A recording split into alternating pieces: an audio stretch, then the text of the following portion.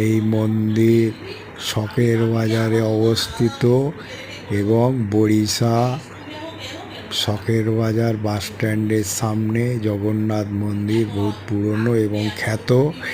আপনারা রথের আগে, আমি স্নানযাত্রার আগে আপনাদের এই মন্দির দর্শন করাচ্ছি।